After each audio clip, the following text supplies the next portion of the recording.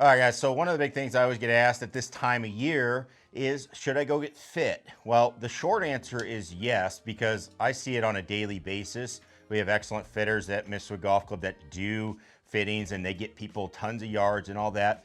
But at the same time, this is the time of year if you want to change stuff. All the professional players, if you're out in these, California at these manufacturers, guess what? They are flooding to these places right now because they are going to test out new equipment, see if there's anything better that's going to make a big difference. So if they're doing it, I think it's something that we should be exploring as well. Now, I'm going to do a little bit of a fitting for myself here, and I'll take you along for the ride as we go. And I'll talk a little bit about what I like to see from the fitting process that hopefully will help you when you go. So I have my Titleist GT3 fairway wood, so love this thing. You saw this earlier in the summer. I got fit for this, and to be fair, I got fit pretty well. This club is pretty sweet, but there is one little thing about it that I have always kind of wondered. So I have the VF shaft. This is the Tour AD VF shaft.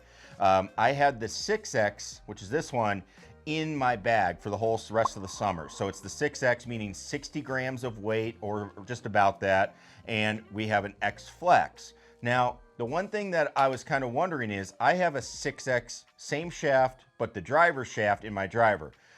Typically you go a little heavier in a fairway wood. So I wanted to try out the 7X in the fairway shaft, which I have right here. And I just wanted to see what's going on because honestly, you can go with theory, all that stuff, but until you actually try golf shafts and hit them, everybody's a little different. You're never gonna know what works exactly the best for you. So let's go ahead, let's do it. All right, so I have it all set up. I do have the 7X in first, and this already feels a little bit heavier than what I'm used to swinging, so that's interesting.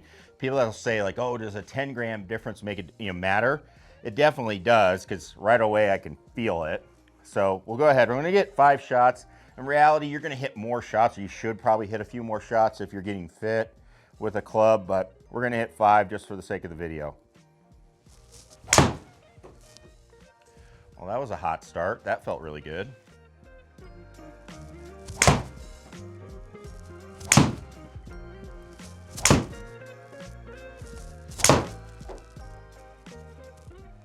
Pretty good. I'm gonna hit 2 more because I had 2 in there kind of didn't like, and it's okay in a fitting to throw out, any really bad shots. Sometimes you want to keep them, if you're trying to figure out what's going to make you a little more consistent, but if they're really bad, you don't have to keep them.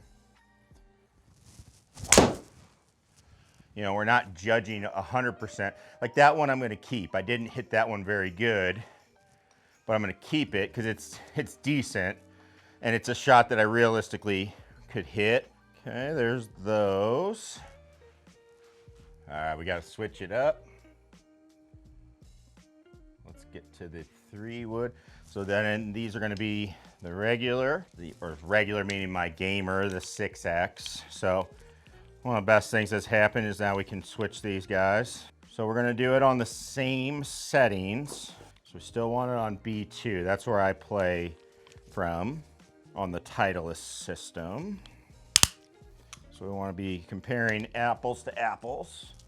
All right, so we'll get the 7 in there. Don't need that. So now we need 5 with the 6. So we're going in slightly lighter. So what should I expect from a slightly lighter golf shaft? Well, I would expect probably a little bit higher, maybe a little bit wilder, but you might see a little more distance. It just kind of depends. If it's too light, then I would actually see some reverses of that as we go. So again, it's by theory. The whole point of you doing this, you can go by theory all you want, but you never know until you hit them what you're gonna get. So that's the big reason as we go. Pretty good. Oh, we're gonna throw that one out. Bad, a little low in the face, but not bad. All right, got 5 shots. Gonna throw 1 out.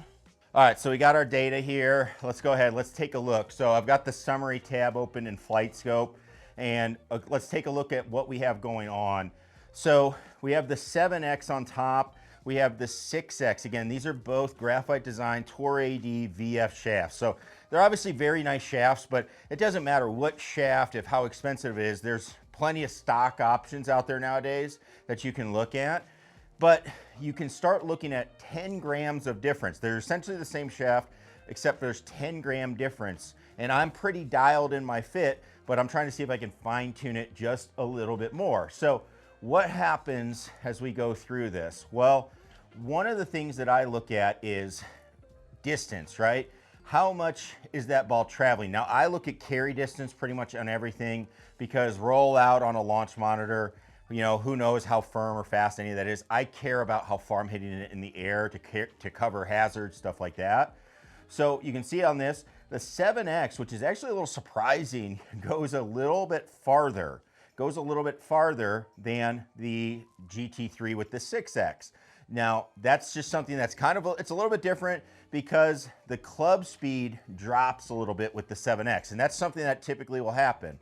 We will see that club speed drop on a golf club when you're making it heavier. It makes sense, right? It's harder to swing it. Now, to be expected, spin did drop. 7X actually spins a little less than the 6X.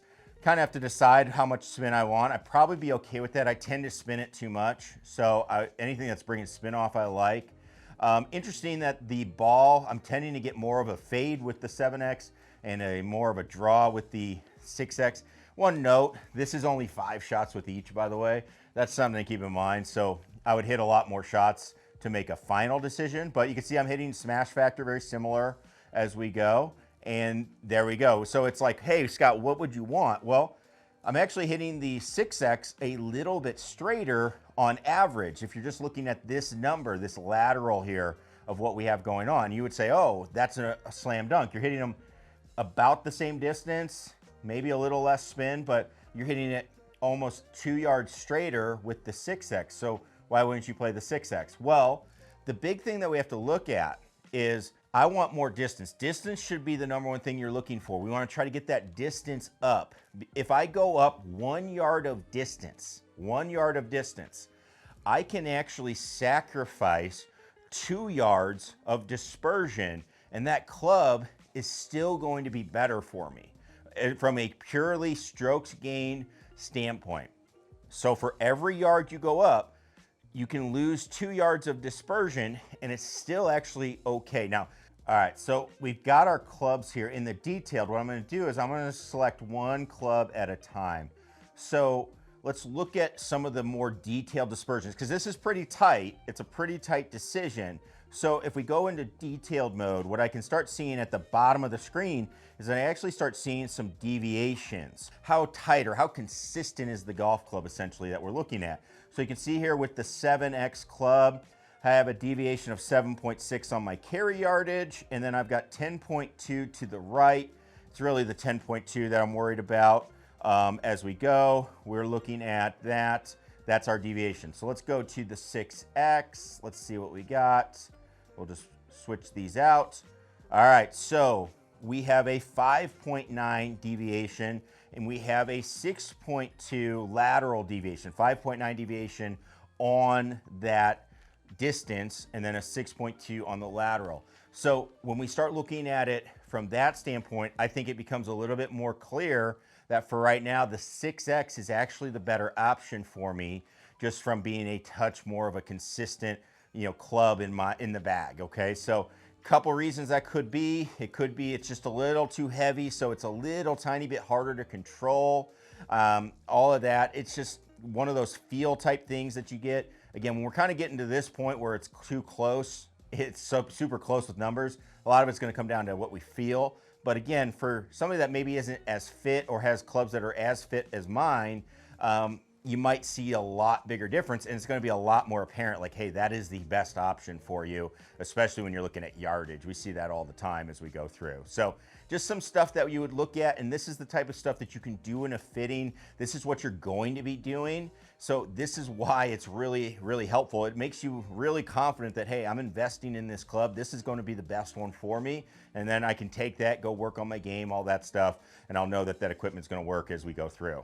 So that is the difference. Does 10 grams make a difference in a golf club? You tell me. It's pretty tight here, but for some people it can make a big difference. It depends on how, kind of how picky you are about your equipment, what level you're at. For me, being 5 yards or so, 4 yards, and tighter dispersion, that can be the difference between, hey, I've hit the fairway or I've not, or I've hit the green or I'm in a bunker, or I've hit the ball on the golf course or I'm out of bounds. That's the stuff that matters, and that matters to me. So you tell me what you think about it. I'd love to hear your thoughts in the comments below. And again, if you didn't see how I got to this point with my fitting with Titleist, make sure you check out that video. I'm gonna put that right up here so you can check that out and click that subscribe button if you're not a subscriber already. So hopefully this helps you with the fitting. Good luck, and we'll see you in the next one. Peace.